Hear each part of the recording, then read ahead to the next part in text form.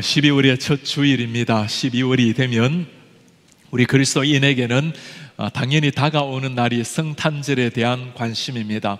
해마다 12월이 되면 성탄절 설교를 한 번이 아니라 세 번, 때로는 네 번씩 시리즈로 설교를 해왔습니다. 이번 주에는 설교 본문을 정하는 데 굉장히 고민을 많이 했습니다. 지금까지 사복음서의 말씀을 다 설교를 하고 구약의 예수님이 오시는 예언의 말씀을 거의 다 설교를 하다 보니까 이제는 성탄절 설교 본문을 찾기가 쉽지가 않은 겁니다. 그러다가 다시 신약 성경을 펼쳐놓고 마태복음을 읽다가 깜짝 놀라게 되었습니다. 마태복음 가장 시작 예수님의 족보를 설교하지 않았다는 것을 보게 된 것입니다. 마태복음이 족보로 시작하는 것은 굉장히 특별한 일이죠. 이 족보라는 게 구약의 레위기와 좀 비슷해서 잘못 읽다 보면 스르르 잠이 오기 십상입니다. 1장을 읽고 난 다음에 2장으로 넘어가기도 쉽지 않은데 그럼에도 불구하고 이렇게 생소한 이름들을 가지고 족보를 처음에 보여주는 것은 그만큼 중요한 의미가 있기 때문이죠. 족보라는 것이 발음하기도 어려운 이름들인데 이 족보가 어느 순간 아주 중요하게 우리에게 다가올 때가 있습니다. 그 이름 하나하나가 나에게 특별한 의미로 다가온다라는 것을 알 때, 나와 연관이 있다라는 것을 알게 되면 한 사람 한 사람 소중히 읽게 되겠죠. 우리 예수님의 족보입니다. 예수님의 아버지가 나오고 할아버지가 나오고 조상의 이름이 나오는 거죠. 예수님의 이름이 소중한 것처럼 족보에 한 사람 한 사람 소중히 여기고 읽게 된다면 한마디 한마디가 새롭게 다가오게 될 것입니다. 제가 아버지께서 돌아가시고 아버지의 유품 가운데 2개를 가지고 돌아왔습니다. 하나는 시계였습니다. 평소 때 아버지 차고 계셨던 시계. 시계라는 것은 한 사람의 인생을 보여주는 축척물이라고 볼 수 있습니다. 지금 시계는 잠들어 있어요. 그것은 차고 다니야 움직이고 흔들어줘야 초침이 째깍째깍 지나갑니다. 가끔 아버지 생각이 나면 그 시계를 꺼내 들고 흔들면 초침이 하나하나 지나가는 걸 봅니다. 그때마다 아버지와 함께 보내었던 행복했던 추억을 떠올리곤 합니다.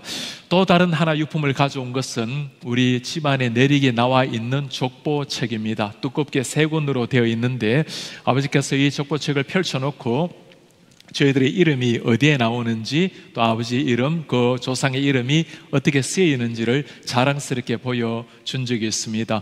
족보라는 것은 그냥 이름이 아니라 관계가 되는 사람에게는 소중한 추억이요 또 자신의 과거, 자신의 뿌리를 알 수 있는 소중한 통로이기도 합니다. 오늘 우리는 예수 그리스도의 특별한 족보를 읽게 되었습니다. 이 족보를 가만히 읽다 보면 하나님이 어떤 사람을 사용하시는지, 그리고 그 하나님은 어떤 분이신지, 예수님은 또한 어떤 분이신지가 잘 나타나 있습니다. 오늘 족보 말씀을 통해서 우리 주님께서 우리에게 들려주시고자 하는 3가지 말씀 살펴보려고 합니다. 첫 번째, 예수님의 족보에는 하나님께서 언약을 성취해 가시는 언약 성취가 잘 나타나 있습니다. 성경에서는 언약이라는 것, 카브넌트라는 말을 굉장히 중요하게 다루고 있습니다. 하나님과 우리와의 관계를 언약 관계, 그 카브넌털 릴레이션십으로 늘 표현을 합니다. 언약 관계라는 것은 반드시 이 약속을 지킨다라는 하나님의 굳은 의지를 보여주고 있습니다. 언약, 본래 언약을 세우다라고 하는 히브리어 단어를 보면 카라트 베리트라는 단어를 사용합니다. 베리트란 말은 언약이란 말이고 카라트란 말은 본래 쪼개다 말입니다. 그 언약을 쪼개다. 아브라함과 하나님이 약속을 하실 때 기억나는 게 있습니까? 그때 동물을 가지고 반을 쪼개어서 그 사이로 하나님의 영이 지나가면서 언약을 맺습니다. 무슨 말일까요? 이 언약을 어기게 되면 이 동물이 쪼개어진 것처럼 죽음을 의미하는 겁니다. 죽음을, 생명을 걸고 하나님이 약속을 하신다란 말이죠. 하나님이 그만큼 중요하게 한 약속이 무엇일까요? 오늘 1절에 그 약속이 이렇게 나옵니다. 아브라함과 다윗의 자손 예수 그리스도의 계보라. 아브라함, 다윗 자손 예수 그리스도.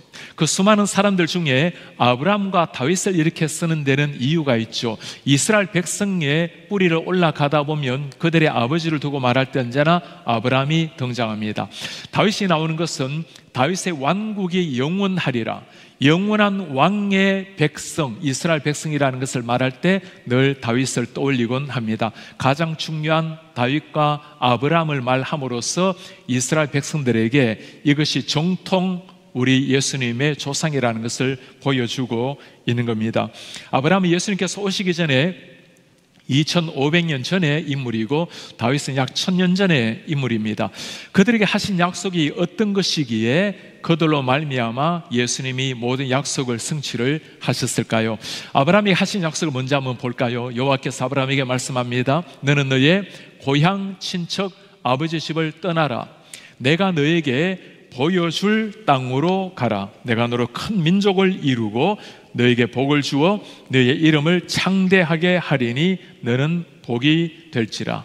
하나님이 지금 세 가지 약속을 하고 있는 거죠. 너에게 보여줄 땅으로 가라. 큰 민족을 이루게 하겠다. 그리고 너를 복의 근원이 되게 하겠다. 첫 번째 약속, 너에게 땅을 주리라. 구약에 보면 하나님께서 땅 이야기를 굉장히 많이 하십니다. 특별히 창세기에 보면 내가 밟는 땅을 너와 너 자손에게 주리라라고 약속을 하시죠. 가나안 땅을 이야기를 하는 겁니다. 사실 아브라함 때는 가나안 땅에서 조그만한 땅밖에 소유를 못했습니다. 어떤 땅이었죠? 아브라함의 아내 사라가 죽었을 때 창세기 23장에 보면 그 사라의 무덤을 위해서 해족속에게 조그만한 막벨라 굴을 돈으로 주고 삽니다. 그것이 아브라함이 가졌던 유일한 땅이었습니다. 그러나 하나님께서 약속하신 그 가나안 땅을 어떻게 주시게 되죠? 430년 동안 애굽에서 종살이 했던 사람들, 그리고 출애굽을 했지만 40년 동안 광야에서 떠돌이 했던 사람들, 그러나 하나님께서는 마침내 시간이 되어서 요단강을 건너서 여리고성을 무너뜨리고 약속의 땅 가나안 땅을 차지하게 하신 겁니다. 하나님의 절대적인 은혜로 차지하게 하신 거죠. 오늘날 예수님의 오심으로 말미암아 우리가 새롭게 들어가야 될 가나안 땅은 어떤 땅입니까? 이제는 예수 그리스도를 믿는 사람, 하나님 안에서 주님의 자녀가 된 사람에게는 요단강을 건너서 이 지상의 가나안 땅이 아니라 천국의 땅을 소유하게 되는 겁니다.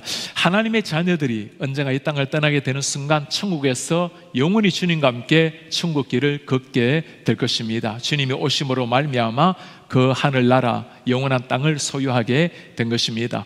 두 번째, 하나님께서 하신 약속, 너의 자손을 큰 민족이 되게 하리라. 열 왕이 너로 말미암아 나타나리라.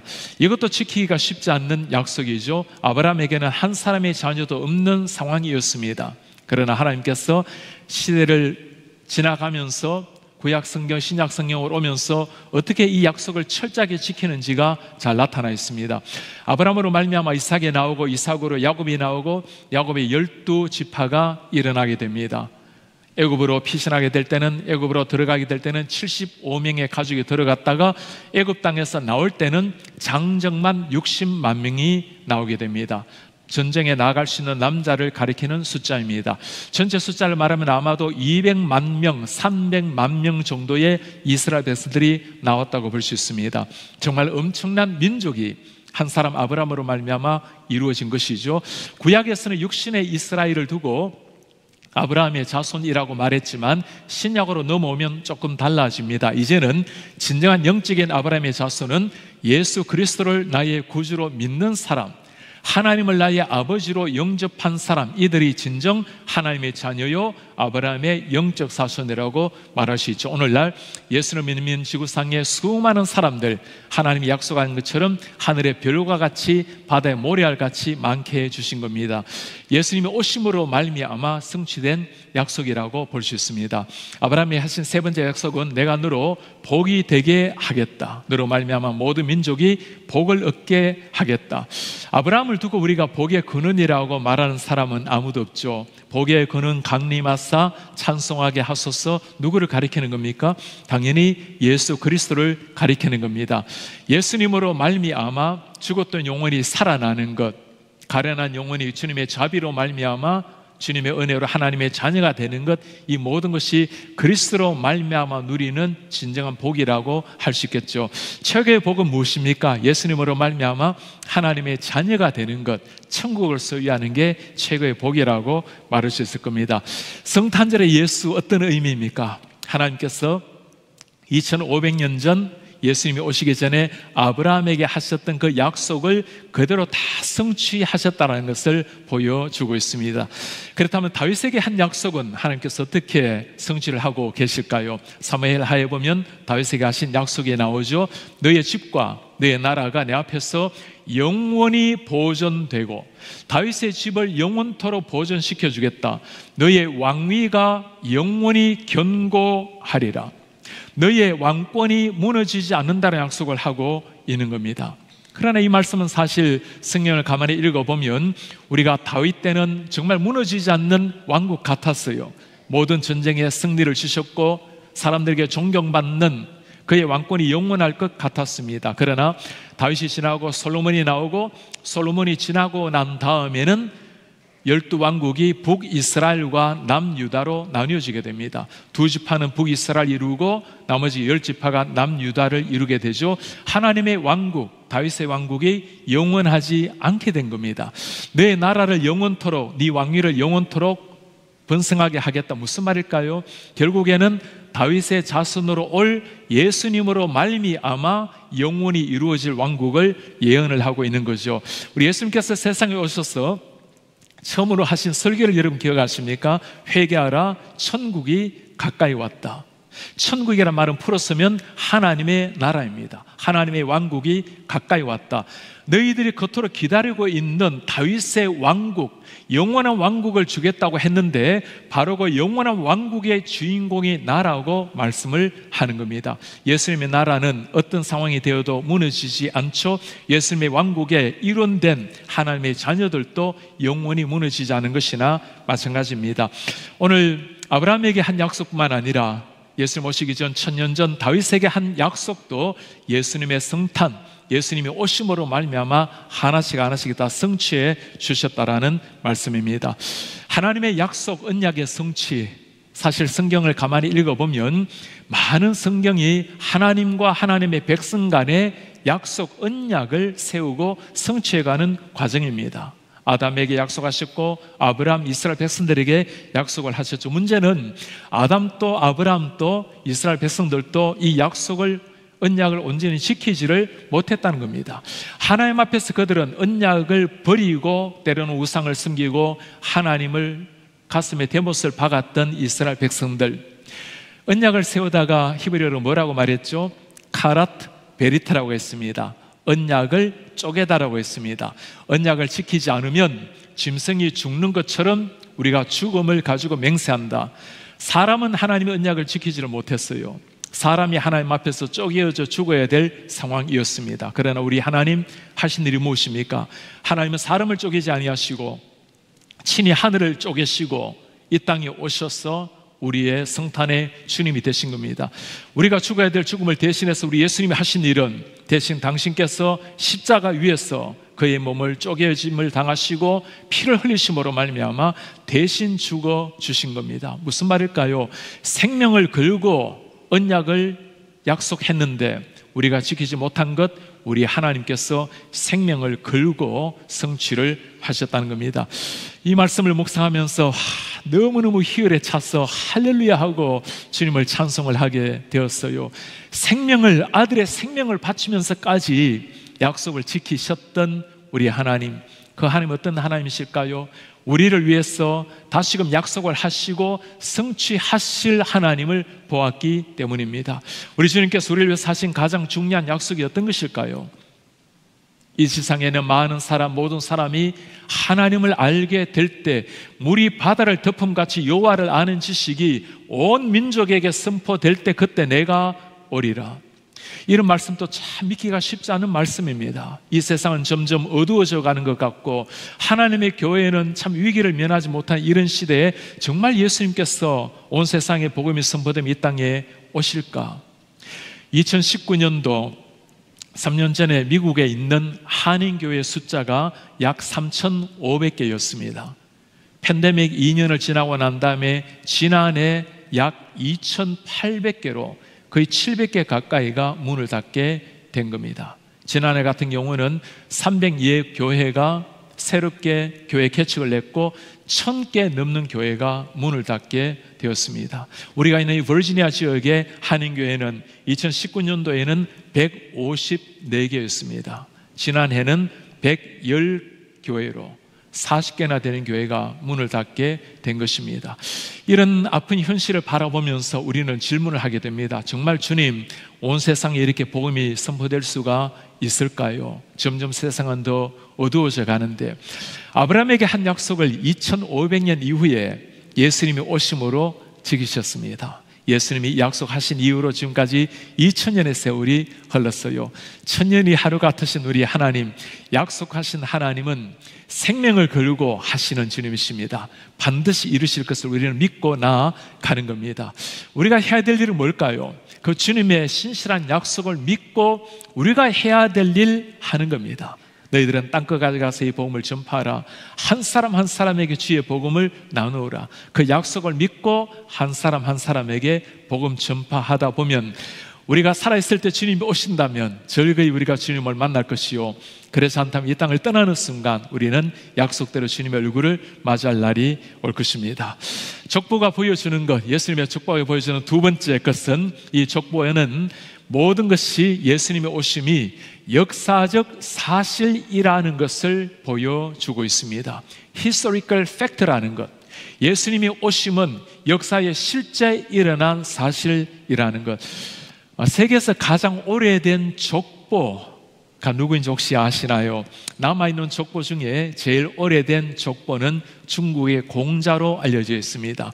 콩푸의 그 족보는, 공자는 예수님이 오시기 전에 551년 전에 태어났습니다. 70년 동안 살다가 479년, BC 479년에 세상을 떠났습니다. 공자의 자손을 쭉 연구를 해보면 공자 이후로 지금까지 80대가 내려오고 있어요. 전 세계 300만 명 넘는 사람이 공자의 후손으로 알려져 있습니다. 2009년도에는 공자의 후손들을 연구한 데이터가 있는데, 중요한 계보 중에 450개 계보를 연구를 해놓은 게 있어요. 공자가 그 윗대 조상이라는 거죠. 그러나 상식적으로 생각을 하다 보면 누구도 공자가 완전한 조상이 될 수는 없습니다. 공자에게도 누가 있을까요? 아버지가 있었고 할아버지가 있지 않겠습니까? 세상에서 가장 오래된 족보는 공자가 아니고 누구일까요? 당연히 아담부터 내려오는 진짜 족보이겠죠. 누가복음에 보면 아담부터 예수님까지의 족보를 쭉 설명해 놓았습니다. 약 4000년간의 족보예요. 오늘 우리가 읽은 마태복음에서는 아담부터가 아니라 아브라함부터 예수님이 오실 때까지의 족보, 약 2500년간의 족보가 나타나 있습니다. 이렇게 족보를 보여주는 것, 한 사람 한 사람의 이름이 나오는 것은 그것이 정말 역사에 일어난 사실이라는 것을 정확하게 보여주기 위함입니다. 오늘 마태는 한 사람 한 사람 그 소중한 이름을 열거를 하지만 특별한 계획을 가지고, 정확한 규격을 가지고 설명을 해놓고 있어요. 14대씩 3대를 구분을 해서 설명을 해놓았습니다. 우리가 읽은 17절 말씀 한번 보시겠어요? 그래서 모든 대수가 아브라함부터 다윗까지 14대요. 아브라함부터 다윗이란 말은 다윗으로 말미암아 이제 이스라엘 왕정이 시작이 되는 거죠. 다윗부터 바벨론으로 포로로 잡혀갈 때까지 14대요. 왕국의 세월이 끝이 나고 포로로 잡혀갈 때까지, 그 다음에는 바벨론 포로기부터 예수님이 오실 때까지 14대라. 이렇게 14대씩 나눈 것은 이스라엘 나라의 가장 중요한 시기를 떠올려 보라는 겁니다. 예수 그리스도가 그냥 나타난 것이 아니라 정확하게 아브라함 이후로 역사 속에서 한 사람 한 사람을 통해서 오늘 예수 그리스도가 우리 앞에 나타났다는 것을 보여주는 겁니다. 성경은 이렇게 역사를 기록해 놓은 책이죠. 그러나 모든 역사가 그러하듯이 역사라는 것은 모든 걸 다 기록하지는 않습니다. 사관이라는 게 있죠. 역사를 바라보는 눈, 퍼스펙티브가 있습니다. 성경의 기자가 역사를 해석하는 것은 모든 사건을 다 기록한 것이 아니고 하나님의 역사, 하나님이 타락한 인류를 예수님을 통해서 구원하시는 그 역사를 기록을 해놓은 겁니다. 우리가 구원 역사라고 부르는 거죠. Redemptive History, 여기에 해당되는 것을 기록을 해놓은 겁니다. 그러니 하나하나 읽다 보면 그것을 통해서 하나님이 어떻게 구원 역사를 이루어가는가, 구원 역사의 마지막 정점인 예수님은 어떻게 역사 속에서 이곳으로 오시게 되었는가, 오늘 마태가 보여주고자 하는 것이 바로 그 구원 역사에 나오는 이름들입니다. 그러나 이 역사는, 그 역사를 정말 사실로 만날 때 그 역사 나에게 의미가 있는 거죠. 그 예수라는 이름이 나에게 부딪혀 와야 진짜 이 역사가 살아있는 실체가 되는 겁니다. 사도 바울, 그는 구약에 정통했던 사람입니다. 수많은 인물들을 깨고 있었지만 예수님이라는 실제 역사를 알지 못했을 때 그는 교회를 핍박하는 사람일 뿐이었습니다. 예수님의 제자들, 예수님 곁에 있었지만 십자가의 주님은 역사적으로 눈으로 보았지만 부활하신 주님을 체험하지 못했을 때 그들은 문을 걸어 잠그고 벌벌 떨었습니다. 그러나 살아계신 하나님, 부활하신 주님의 그 못자국 난 손을 보고 창자국 난 허리를 보았을 때 그때 나의 하나님, 나의 구주라고, 그때부터 사도행전의 제자가 탄생이 된 것입니다. 정말 역사 속에 오시는 예수 그리스도를 만나게 되면 그때부터 우리의 삶이 진짜 변화를 받게 된다는 겁니다. 우리 성도님들 한번 진실하게 물어보시기를 바랍니다. 나는 역사 속으로 오신 이 예수 그리스도를 정말 만난 흔적을 가지고 있는가?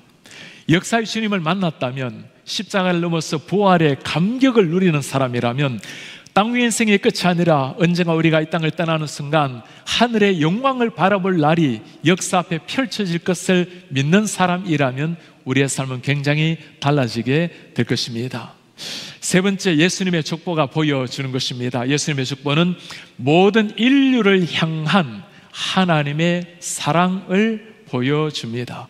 모든 인류를 향한 하나님의 사랑, 하나님의 그 뜨거운 가슴을 보여주는 족보. 우리는 예수님의 족보라면 당연히 위대한 사람, 뛰어난 영웅들을 다 기록했다고 생각할 수 있을 겁니다. 그러나 예수님의 족보를 가만히 들여다보면 정말 이런 사람도 올라가 있을까라는 생각을 하게 됩니다. 악한 왕들의 이름도 올라가 있죠. 정말 우리 마음속에 이런 일이 있을까 하는 것은 여인들의 이름입니다. 5명의 여인이 나오는데 그 가운데 4명의 이름을 가만히 읽다 보면 어떻게 예수님의 족보에 이런 사람이 올라가 있을까? 첫 번째 나오는 사람은 다말입니다. 오늘 3절에 보면 유다는 다말을 통해서 베레스와 세라를 낳고라고 나와요. 유다가 다말을 통해서 두 아이를 낳는 사건. 여러분, 유다와 다말이 무슨 관계죠? 다말의 시아버지가 유다입니다. 시아버지를 통해서 아이를 낳은 그것이 예수님의 조상이라는 것. 정말 우리가 납득하기 어려운 이런 족보가 있다면 아마도 우리는 살짝 지우려고 할 것입니다. 다말 다음에 나온 사람이 누구죠? 라합입니다.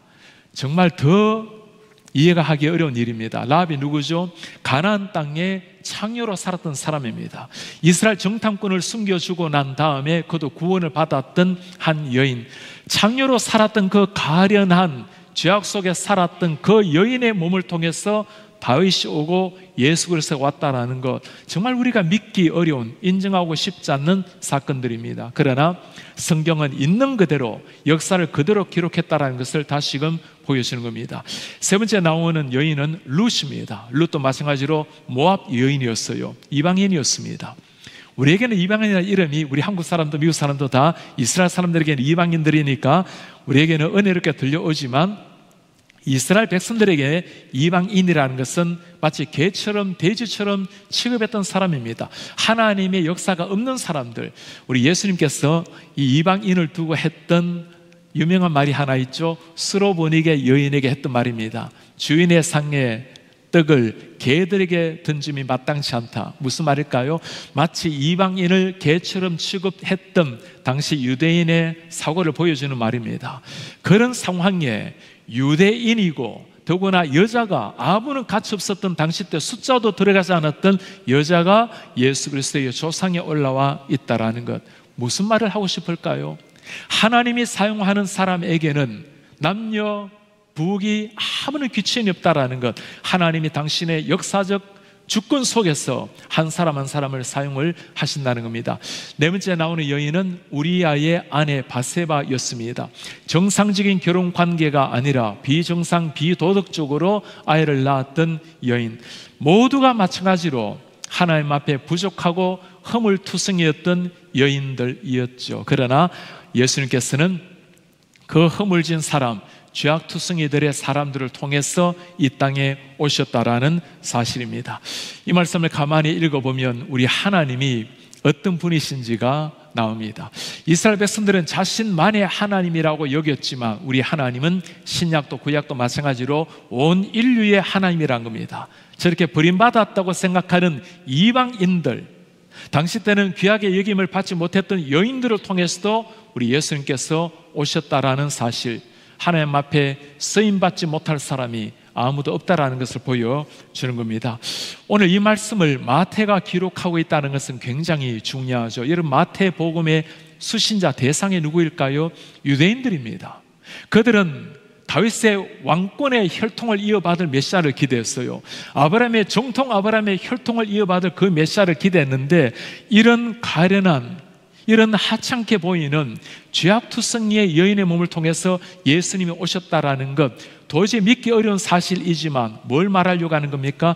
예수님은 정말 역사 속으로 들어오신 분이고 하나님께서 사용하지 못할 분이 아무도 없다라는 것, 그것이 마태가 보여주려고 하는 겁니다.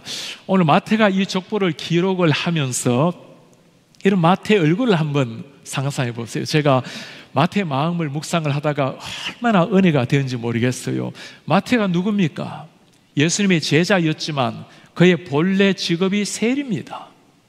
다른 사람에게 손가락질을 당했고 민족의 배신자라고 낙인 찍혔던 이 세리, 예수님을 불러서, 예수님의 나를 불러주셔서 세리로 주님의 제자가 되었지만 늘 마음속에는 이 흔적이 남아있어요. 나 같은 세리가, 나 같은 죄인이 과연 예수님의 제자가 될 수 있을까? 사람들이 예수를 따라다니는 나를 보고 나도 욕하고 예수님을 비난하지는 않을까?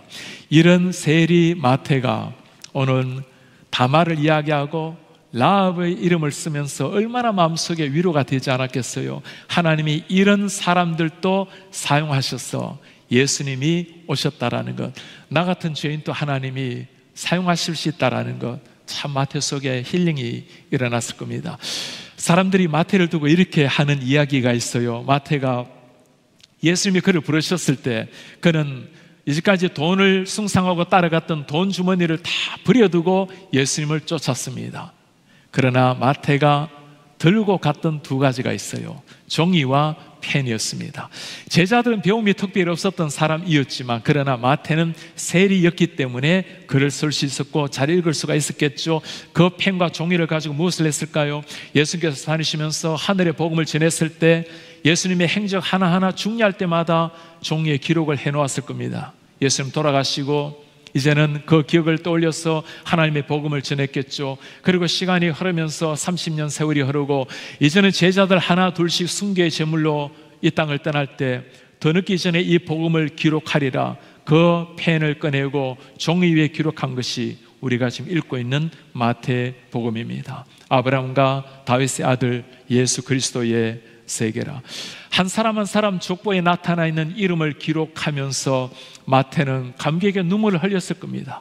이 한 사람 한 사람, 때로는 연약한 사람을 통해서 우리 구주 예수 그리스도가 우리 가운데 오셨기 때문입니다. 요즘 미국에서 굉장히 인기 있는 웹사이트 중에 하나가 Ancestry.com이라는 게 있어요. 우리 조상이 누구인지를 가르쳐주는 것입니다. DNA를 조사하다 보면 우리 조상이 누구인지가 판명이 명확하게 난다라는 말이에요. 그 가운데 카일이라는 광고를 하는 사람이 있는데 거기에 보면 재밌는 이야기를 하나 합니다. 자신은 늘 자신의 조상이 독일 사람으로 생각을 했는데 그래서 자신의 삶의 패턴을 독일 사람처럼 살아왔는데 DNA를 조사를 해보니까 자기 조상이 독일이 아니고 영국 스코틀랜드라는 걸 확인한 겁니다. 그때부터 독일 복장을 다 내려놓고 스코틀랜드 복장으로 갈아입었다는 이야기를 듣게 되었어요. 그런 겁니다. 자기 자신의 아이덴티티를 확실하게 발견하게 되면 그 아이덴티티에 걸맞는 옷 모습, 언어, 생활 습관이 새로워지게 되겠죠. 우리 성도님들 한번 물어보시기를 바랍니다. 여러분들의 족보를 정확하게 알고 계십니까? 우리 가운데는 우리의 부모님, 때로는 할아버지 할머니께서 우리에게 너는 이런 가문의 혈통이라고 자랑스럽게 족보를 알려준 분들도 계실 겁니다. 우리의 영적인 족보를 읽어본다면 우린 깜짝 놀랄 사실을 하나 발견하게 될 것입니다. 영적 족보를 거슬러 올라가다 보면 그 위에 우리의 영적 조상 예수님을 만날 것이기 때문입니다.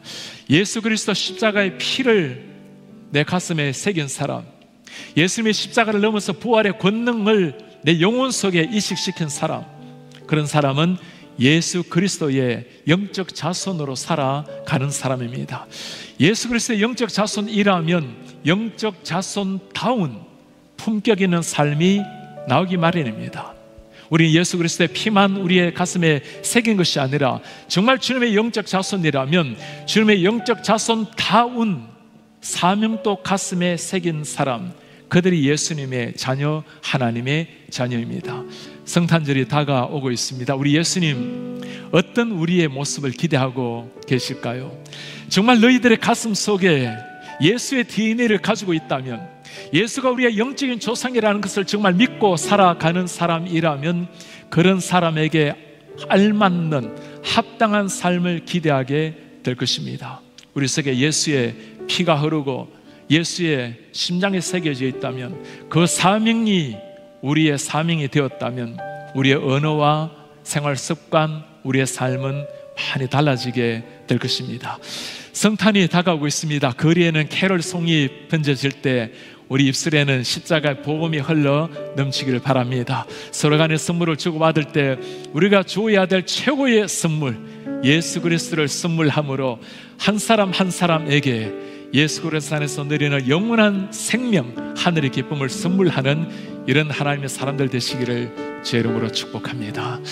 다시 일어나서 손을 말씀 기억하시면서 함께 우리 주님 앞에 고백합시다. 예수 하나님의 공의, 주님의 독생자, 그의 나라 임하시네. 예수님 우리의 죄를 대신해서 제물이 되셨습니다. 영광 중에 주님의 나라가 임하게 될 것입니다. 주님의 위엄, 주님의 능력, 주의 주권, 주의 통치, 주의 나라와 힘과 권세, 예수 하나님의 공의. 예수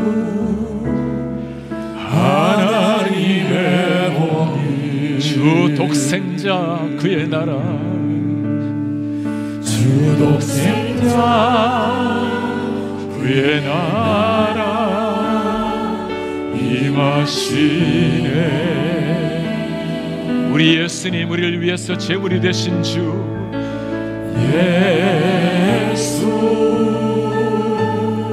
제물이 되신 주, 영광 중에 그의 나라 임하시네.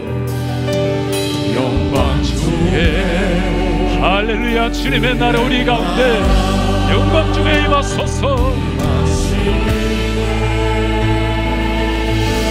주의 나라 영원하며, 주의 나라 영원하며, 그의 나라 무궁하리, 그의 나라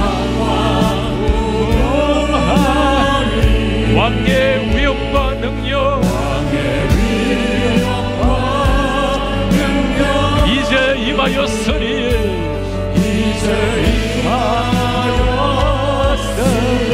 주의 주권과 주님의 통치와 주의 통치, 주의 나라 힘문세, 주의 나라 힘과 권세 임하네. 예수 하나님의 공의, 예수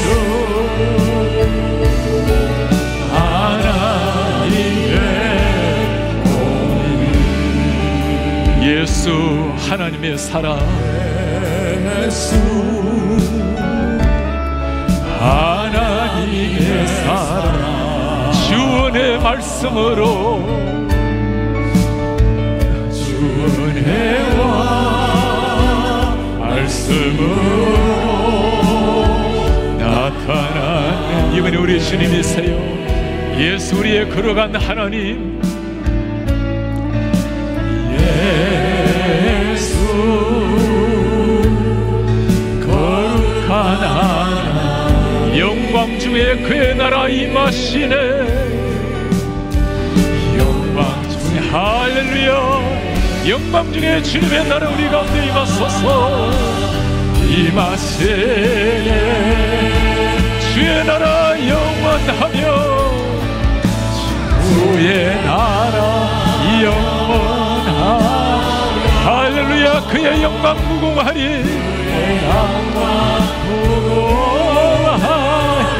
왕의 위엄 능력이 임하셨으니,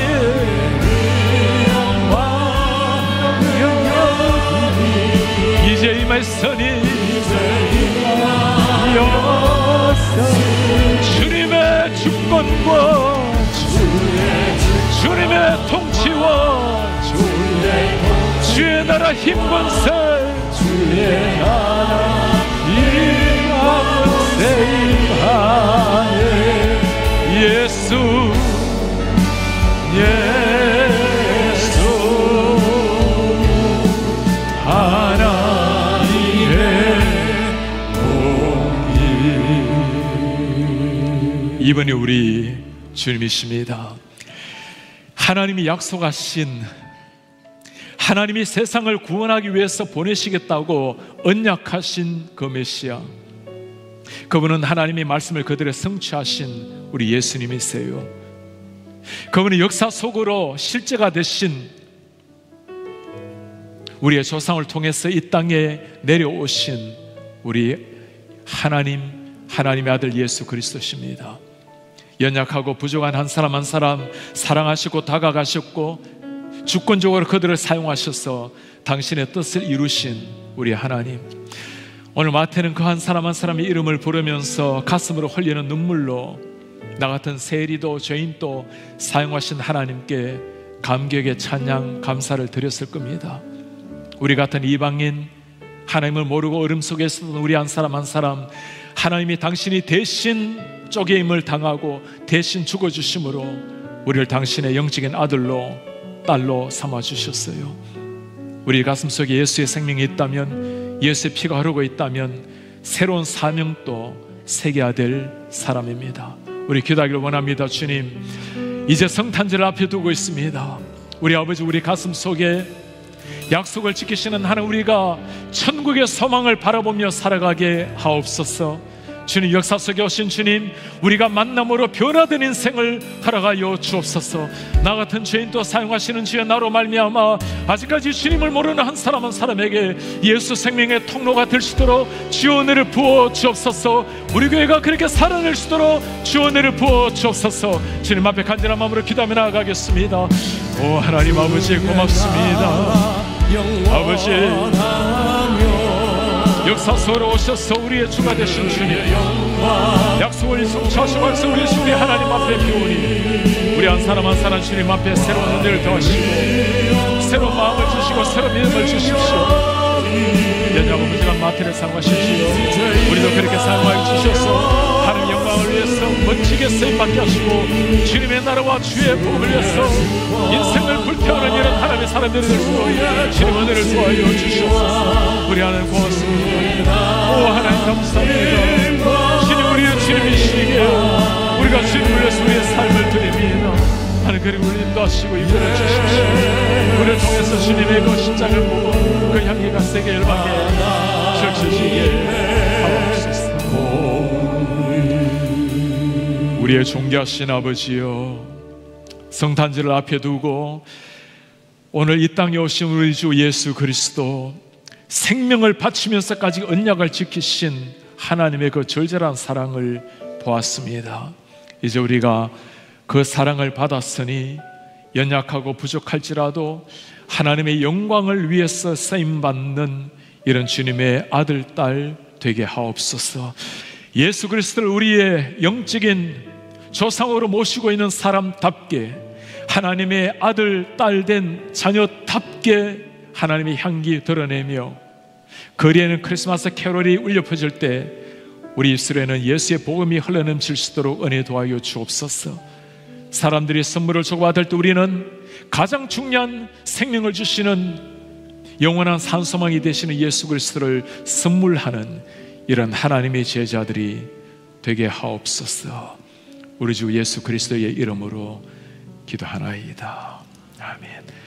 주 예수 그리스도의 은혜와 하나님의 사랑과 성령의 교통하심이, 우리를 위해서 이 땅에 오신 예수, 나를 위해서 하나님께서 아들을 가르치고 우리를 살리셔서 하나님의 아들, 딸 삼아주시고 사명자로 세워주신 주님 앞에 주님 그렇게 살겠노라고, 성탄절 앞에 그렇게 감사하며 그렇게 살겠노라고 결단하는 주의 모든 백성들 머리 위에 지금부터 영원토록 함께 있을지어다.